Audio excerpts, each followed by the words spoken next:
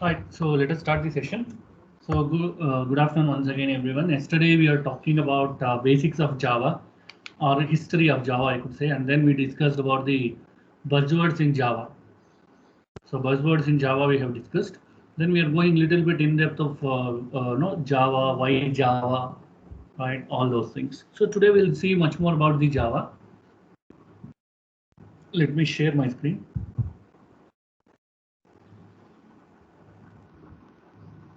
Okay. Yes. As I said, Java is a combination of both C and C++.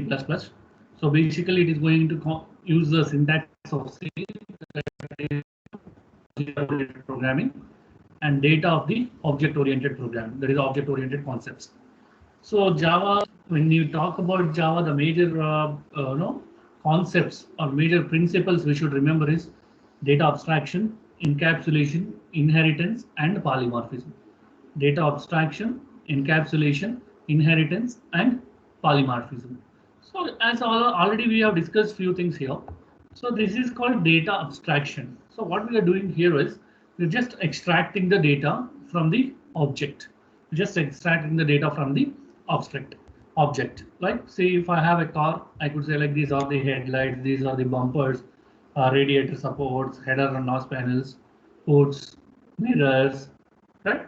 So this is called abstract. So in Java, whenever you are developing a project, you can easily abstract the data. So what is meant by abstraction here? So you can easily extract the required information from the Java program. You can easily extract the required information from the Java program. Fine. So before go ahead and see object-oriented principles in depth, let us see first basic program of Java, how it is going to be. So this is a basic program of Java. As I said, so there will be one class, so which you need to mention, right? So as I suggested, most of the times we'll use class name as the program name. That is the best practice what we can do. And don't give program name as 1.java, 2.java, or abcd.java, svce.java. No. So what is this relevant program? Say for example, if I'm doing addition of two numbers, it should be addition.java. If I am doing multiplication of two numbers, it's multiplication.java. If I am finding out the radius of a circle, it is radius.java. Please don't give 1.java, 2.java, 3.java, all those things, right? So here, my suggestion is for the best practice, whatever program name you give the same thing as class name. Give the same thing as class name. So once you define the class, we are going to define one main method. So already I explained this, what is string, what is args, all those things. So public static void main string of arguments. String of arguments. So this is how we are going to call the main method in Java. This is how we are going to call the main method in Java. So if you want to print some statement, someone is waiting.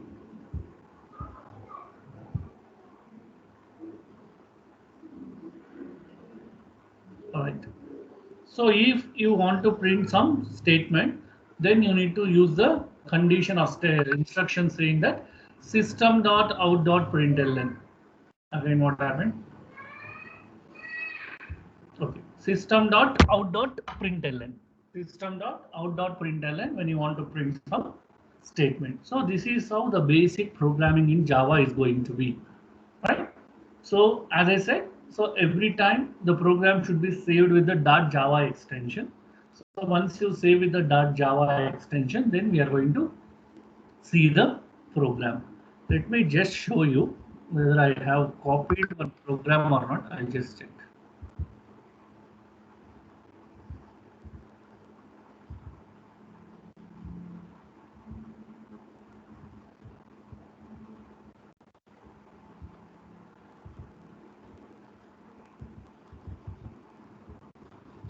Okay. So let me check first Java installed properly or not, because I will be removing sometimes and then adding. So how to check whether Java is installed or not? So go to command prompt. So go to command prompt for those who joined now. Last class when I explained this, if you are not there, please check now itself.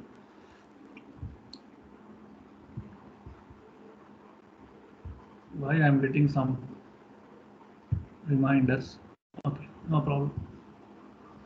So go to command prompt. So just clear this off. type Java C. So if Java is installed properly, class path is set, we should get some commands or some packages like this. Some packages like this. Now what I'm going to do is, let me see whether I have some programs. I just created some couple of programs last time. I don't know where I created. Yeah. So these are a couple of programs which I created. Now what I'm doing here is I'm just going to this particular folder. So E colon. So there I'm just having Java. Sorry, not Java.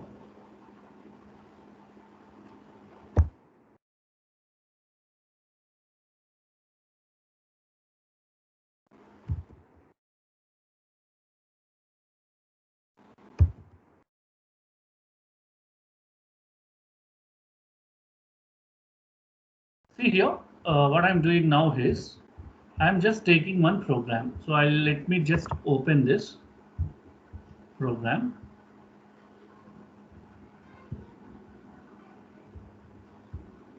I don't know, something is happening. Yeah, sorry. So let me just open this program now.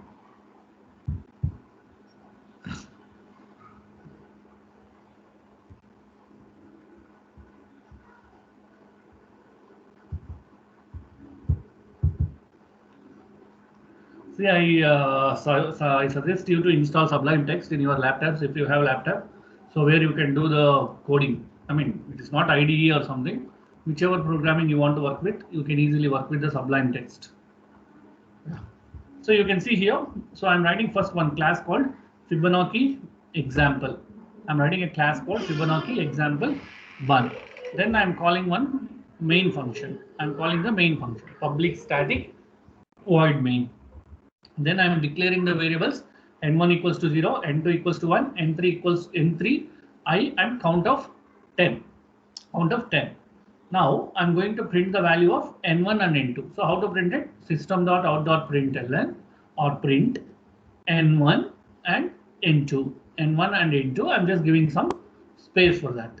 Right now I'm calling a for loop for I equals to 2, I less than count, I plus plus or plus plus pre-increment or post-increment. N3 equals to N1 plus N2. Why I am doing pre-increment? Because it's a Fibonacci series. You know the logic already. It is a Fibonacci series. So what is Fibonacci series says? Say for example, if my first two digits is 0 plus 1, then it should perform 0 plus 1 equals to 1. So then next one will become 1 plus 1 equals to 2. Next is 2 plus 1 equals to 3. Like this, it will continue, right? So I'm just taking the logic. Then I'm just printing the N3 value. N3 value. So plus is a operator which we are going to use when you want to print some value. Then N1 equals to N2, N2 equals to N3. I'm closing this for loop. I'm closing this particular for loop, and I'm also closing this main function. I'm closing the class. I'm just closing the class. Now I'm just going back to command prompt. So how to execute this? So as I said yesterday, first you need to compile it. So many are open. Let me just close it. I close main one. So 1 second.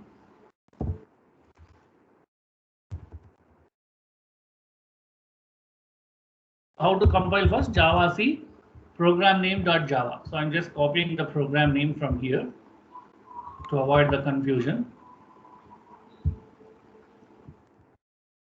Program name dot Java. If there is any errors, so it will show the errors. So now I'm just compiling that.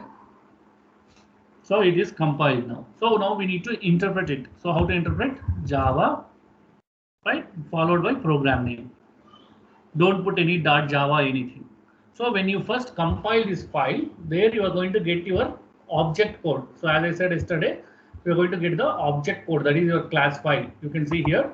So if I open this class file,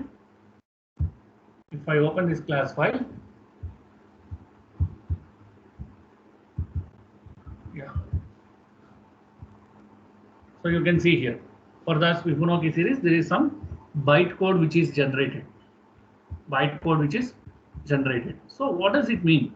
So once I take the Java program and when I do the compilation, so it is generating the bytecode.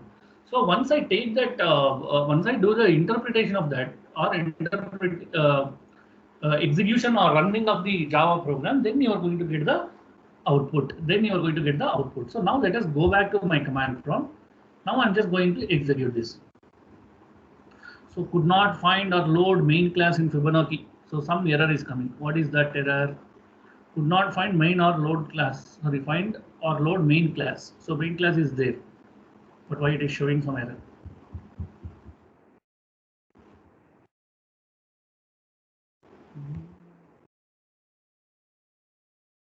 Same error. Let us see that. What is the error it is telling? Not able to find the main class, but it is there.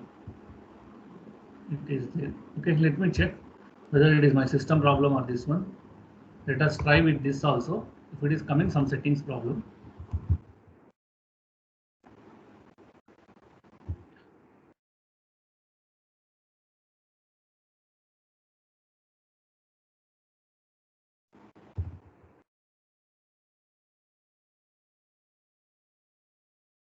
Okay. All right. So some package issue is there. Otherwise, we will get the output. So later I'll check and I'll let you know. So means what I mean to say here is, so you need to save your program as .java. Then you run you write the entire code in that Java file. So then you complete the compilation of it using Java C command. Then you go with the Java, you will get the output. I'll show that. What is the error? I'll see that. Yeah. So that is what we are doing here. So write the program, do the compilation of that Java C program name .java. So when you do that, so .class file will get generated, which is a bytecode version of this program. Then we are going to call the Java virtual machine using the Java, and then we are going to execute this particular compiled file to get the output. So how to execute it? So you can execute it using the Java. So it is going to execute your program Java followed by the program name. Java followed by the program name. Then you will get the required output. You will get the required output. So let us see that later. What is the error and all? We'll see later. Right. So how to write the comment in Java? So it's very simple, as like you are seeing. So backslash star. So this is how we are going to write the comment in Java program. So if you want to write a comment, you can use this particular multi-line comment. You know, right? Single line comments and multi-line comments. So if it is single line comment, we'll use double backslash. If it is a multi-line comment, backslash star. Right? So comments will be ignored by the compiler. It is not going to consider. So most of the times where we'll include comments is program titles, authors, company names. If you want to explain the property of that particular statement, then we'll use the comments, right? Yeah. So Java supports multi-line comment, single line comment, documentation comment, multi-line comment, single comment, and documentation comment. So the multi-line comments, as we have seen previously, it will be backslash followed by the star. So when you have multiple lines, you want to make it as a comment line. So backslash followed by the star. So if you want to go with the single line comment, which starts with double backslash. Suppose if you want to go with the documentation comments. So if it is like full document, you want to say like he is the author, he is the one who wrote the program and all, then you can use this backslash star and ends with the stars and backslash, right? So this is a documentation. Documentation is nothing but if you want to say who wrote this program, what purpose they have written, so when it is going to be executed, when you are expecting the output. So that kind of documentation session you want to do, then you can go for the document comments. So this is how a class, so this already we discussed, but still just for reference, we are seeing that. So first you need to create a class followed by the class name, then open with the flower braces and close the flower braces. Within that you need to write the body. Within that you need to write the body. And one more thing you should remember is the difference in C++ programming. When you are writing the class, you should end with the semicolon, but Java no need to end with the semicolon. You no need to end with the semicolon. Yeah, so this is the main function. As I said, we have discussed already this one. What is meant by public, static, void, main, string, args. So the first one is public, which specifies the access specifier, right? So that means whether the given class members or variables, whether they are public or private. So what is the access specifier you want to mention, you can mention it. Then if the members are public, you can access anywhere. Outside the class also you can access. And most of the main functions in Java is public, because the Java allows platform independence. Java also allows network, what you call like portability. So when you want to use same program in multiple levels or multiple machines, for sure it should be a public. So main is going to be public in Java. You cannot make it private, all those things. It is public. If you want to make it, you can make it, but it is not going to be accessed outside the machine, right? So if then we are going to use the static method, so which is going to initiate the particular instantiation for particular instance in a Java program, right? So void main, you know, like what is void and all, you know, it does not return any value. So Java, as usual, like C++, you can have more than one class. There is no restriction in that. So Java compiler will, whichever is having main method. So first we'll write the main method, then followed by so many classes. Yes, you can write it, not a problem. So Java compiler first will run all the classes individually, right? So so if there is no main method, then it is going to be an error as usual, like your C programming. And string of args declares the parameter named arguments, which is like array of store, calculating the number of arguments in the program, right? And number of strings. These are all very basics. So let us go a little fast. Already I explained, so that's why I'm just going little fast with respect to main method. Right. So next, so whenever you want to print something in Java, you need to use system.out.println. System.out.println. Please make sure that here you need to understand. So S should be capital. So remaining will be small, right? So when you want to print some instruction, you can use system.out.println, or you can also use print. You can also use print. So when you use println, the cursor will come to the next line. When you use print, cursor will remain in the same line. That's it. That is the difference. Right. So system is the class which we are going to use. Out is the object. Println is the method. System is the class which we are going to use. Out is the object. For this class, this is the object and this is the function. So if as we have seen library programming, right, in C++. So someone might have written class called system. Within that they call the object as out, and println is the function. We are using that. That's why we are going to import the package called import java.io.star. In import java.io.star, this function is written. To access this function, I required an object. What is object here? Out is the object. So which class it belongs to? System class, right? So hope you are understanding what I'm telling. It's not a Greek and Latin. Let me just show you. Yeah. See what we are doing basically is, so whenever you do some activity, first you need to write the class. So within that, we are going to write all the functionalities, functions, right? So in order to access this function, we require an object. Say for example, if I am creating a class called ISC. So within ISC, I am calling function called read. I am defining a read function. And I'm closing it. To access this read, I'm creating an object ISC call. Call is the object. So tomorrow, if someone wants to access this, what they can do, import java.io.isc. Import java.isc actually. So they can import the ISC package. So what they can do, this read function, they can use it directly. Likewise, here we have a class called in that system print or println or the functions, it has its own key to perform. Then out is the class. So system out is the class. So that's why we are using system dot out dot print. So why I'm showing this one is, tomorrow if you want to create your own class, right, and you want to give that class to the public use, what you need to do, first you need to create the class. Within that class, whatever functionalities you want to make it, you make it. Say for example, I'm creating a class called SVCE. In SVCE, I'm writing the functionalities like reading the student details, finding the fee structure, right? Reading the parent details, reading the faculty details. These are the different functions. And I'm going to use an object called SVCE class. Object is read. Object is read. So tomorrow, if someone want to access all this data, what they can do is they can call the package like import java.svce. Import java.svce. Now they can access all these functions.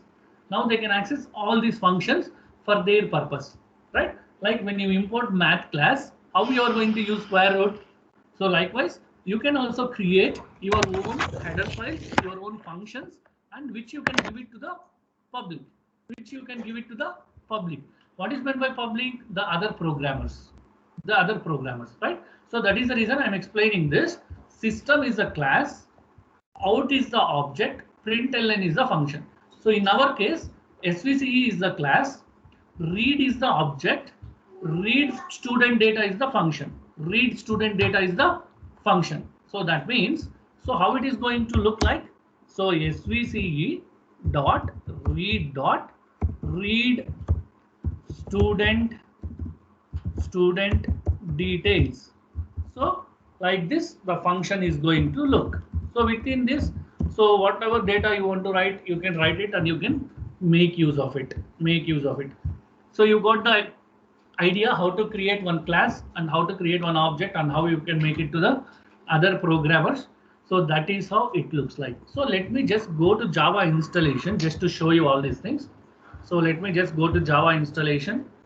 So where Java is installed, Java. Now I'll go to JDK. I'll go to library. So within this library, not library, let me go to bin.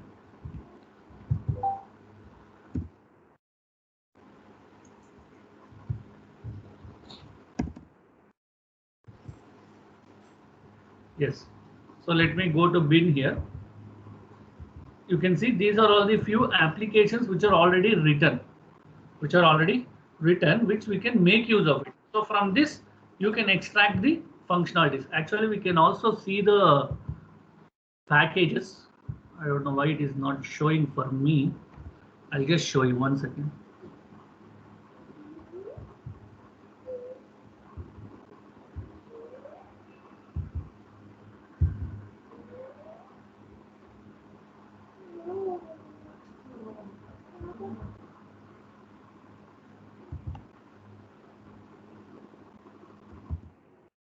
These are all the executable jar files.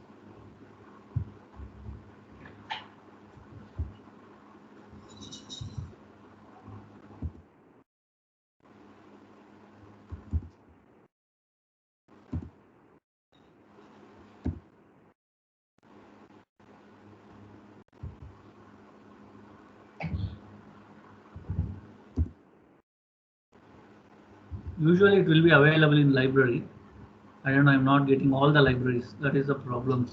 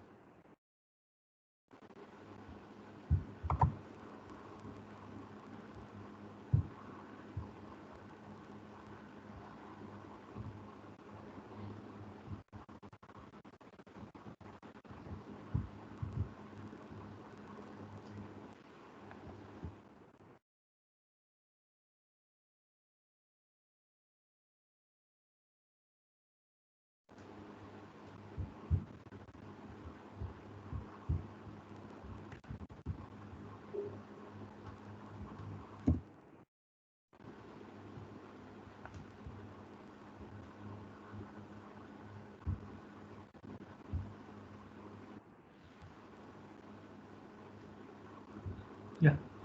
Like this, it will be written actually. So I don't know, somewhere it is missing. Fine, I'll show in the next class. I'll just reinstall my entire Java once again. Then I'll try to find out where it is missing. That is the reason program is also not getting executed properly. So in the next class, we will see how it is going to be written, right? So hope everyone understood how to create one class, object, and also the function. So that is what explained here. So I thought of showing this slide in the real time. So it is not there. So I'll show you in the next class. All right. So now, so this is another program which you can see here. So as usual, we are taking the class, then we are taking the main function followed by the variable declaration. Then we are printing the number value. So whenever you want to print the value, you need to take the plus symbol. So it is going to fetch the value of this variable, fetch the value of that particular variable. Then we are going to print the final output. So when you need to take this plus symbol is when you have some statement followed by the value. Suppose if you have directly this value, directly you can write system.out.println of NUM, system.out.println of NUM, right? But see, the problem here is the major problem in Java is reading the input from the user. See, usually what we will do in C programming. So if you want to read the input from the user, directly you'll say like printf enter the variable a value, scanf %d ampersand a, scanf %d ampersand a. But here, if you want to do that, you need to take the buffer readers. You need to take the buffer readers. Then only you can do that, right? So that we will see in the coming slides. So please go through this program. Any doubt is there, you can ask. I'll just pause for a minute. You can see the program and then ask me any question.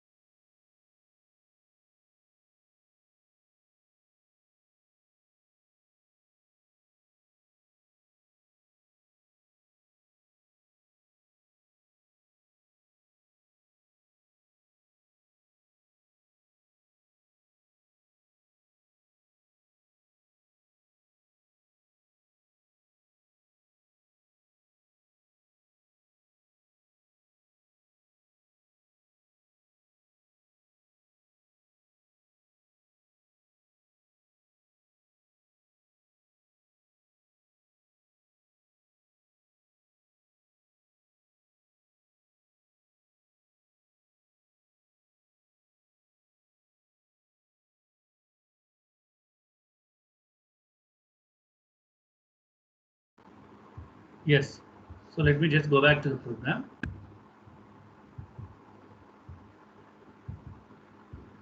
So you can see here. So this is how the Java program will be written. So these are the very basic programs. I'm not going in depth of it. So later we'll see in depth of the programs. These are the how basic declaration is going to be, how the println statement is going to work, right?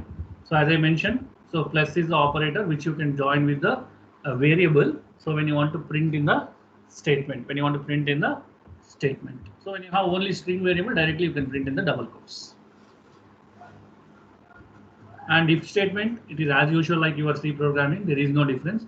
If condition, if initialization, condition, increment or decrement, right? You can see here. So if x less than y, so print something. If x equals to equal y, you print something. If so sorry, I'm just confused. I'm telling for if is the condition statement, right? So only condition we are going to write, not the first statement. I'm telling increment, decrement or initialization, that is for the for. So if is like a regular condition statement like in your C programming, conditional statement like in your C programming. So you can also use the if in Java. So as like your C programming. So if x less than y, so what do you want to print? If x equals to y, what do you want to print? If x is greater than y, what do you want to print? X equals to y, what do you want to print? Like, so whenever you want to do multiple declaration, whenever you want to use multiple if statements, so you can start using it, right? So now what is going to happen is, if you see the conditions, so this condition, this condition, and this condition, so it is going to execute step by step. It's going to execute step by step. So when you want to do the Java programming, it is always suggested that, say for example, if I am writing some if condition, not only Java programming, in any programming, including C programming, if x equals to y, start the floor braces, write whatever code you want to write it here, right? So write the code here. So write your code here, then you do the closing of it. So if x is greater than y, so there also you write it and then do the. What I mean to say is, to make a best program or better program, it is always suggestible to write individual coding blocks. What is meant by individual coding blocks? If you are writing a if condition, after if condition, open the floor braces and then write the code and close the floor braces. If you are writing a for loop, open the floor braces, write the code and then close it. So when you make it individual codes or individual blocks, so tomorrow if someone is using your program, there won't be any kind of confusion. There won't be any kind of confusion, right? So here, this is not actually the best practice what we are seeing. So for every individual if condition, so it is suggestible to go with the floor braces, right? So of course you will get the output. There is no doubt about it. But still, it is the best practice. Yeah. So this is what I got confused and I said in the last slide. So for loop is as usual, initialization, condition, iteration, right? And followed by the statements like either you can increment or decrement, etc., etc. See here, for x equals to 0, x less than 10, x equals to x plus 1. So we are incrementing the x value by 1, or you can also say x plus plus, right? So this is the program for loop. See, I'm going just little fast for all these things. So again, we'll see all these things step by step when we go for the programming. So that's why I'm just going little fast, and it is similar to your C programming. It is similar to your C programming. When I execute program, I'll show you. This is what I'm telling. So wherever you are doing some coding activity, try to build the blocks. Write the condition, open the floor braces, write whatever logic you want to write, and close it. So this is called blocks. This is called blocks or block of code block, whatever you call it, right? So when you prepare this like this, then the confusion won't be there. So it will be easy to link between the multiple blocks. It will be easy to link between the multiple blocks. Right, now you can see here the difference. So we have called the main method, we have declared something, then we started with the for loop. So after for loop, we started with the floor braces. So till this code get completed, after that we wrote the closing of the floor braces, then completing your class floor braces, then main floor braces, then class floor braces, right? So like this you should do. Yes, you said you need not to use semicolons here. Where? For class you no need to use. See, in C++ what we are doing, for the class opening floor braces we are writing. Wherever class is getting closed, we are putting the semicolon. I'm telling for class, not for the statements. Statements you should use only for the class. Okay? Okay, sir. Yeah. See, again, I'm just making very clear. It is syntax is similar to your C programming. That is the reason I stressed that point twice or thrice. Syntax is similar to C programming. Only the features will be extracted from C++. Only the features are extracted from C++. And when I say similar to C programming, how you are writing C programming, like for every statement will end with the semicolon. Yes, here also every statement will end with the semicolon. After that, so for loop. So how you are writing for loop in C programming, same way you are writing for loop here also, right? And how you are declaring variables, so you are declaring variables same like that. So there are few modifications in the syntax. There we are calling as printf, here we are calling it as system.out.println. So what is the difference? I said in C++, whenever we are writing the program, after completing the class, we are going to put the semicolon for the floor braces, closing floor braces. So that is not required in Java. That is not required in Java. The remaining statements remain same as like your C. So these lexical issues I'm not going to talk now. So in the next class I'm going to talk about lexical issues, all those things. So these are the very basics of Java programming where you can use as it is like your C, as it is like your C. So there is no much difference. So again, I'm just repeating for all others purpose. So first thing you should remember the key points with respect to Java is remember that Java follows the syntax of C. Java follows the clear syntax of C programming. So whatever the default conditions are there, it is applicable to Java. So every statement should end with the semicolon, right? And there should be main function. Without main function, you cannot execute the Java program. You cannot execute the Java program. Third thing you should remember is in the previous example when I executed, though main function is there, because my Java is not properly installed or properly class path is not set, I'll get the error. So what does it mean? Once you install the Java, installation is not only the criteria. Once you install the Java, you should set the class path properly. You should set the class path properly. Otherwise, we are going to get into the trouble like what we have seen now. And Java should be installed properly. So that's where I'm not able to see the packages. That's where I'm getting the error. So those who are going to install Java in your machines, make sure that Java is getting installed properly. How to check? So checking is very easy. Go to command prompt Java C Java, you will get it. But once you execute any one program, then you come to know if there is any system errors or installation errors, right? Then coming to the execution part, first you need to compile the Java program. So how we are going to compile? Using Java C. Using Java C, we are going to compile the Java programs. And once it is compiled, we are going to get the bytecode. I have showed you how the bytecode is. So that is the system understandable format of the language or the program which you have written. So once you get the bytecode, it will be executed further or it will be interpreted further to get the final executable file. So that will be done with the Java. So who is going to help for all these things? So Java virtual machine is going to help us. Java virtual machine is going to help us. So the Java virtual machine will be there, and also it is also called as JRE. You can see here. So he is the one who is going to help us. JRE is nothing but Java runtime environment.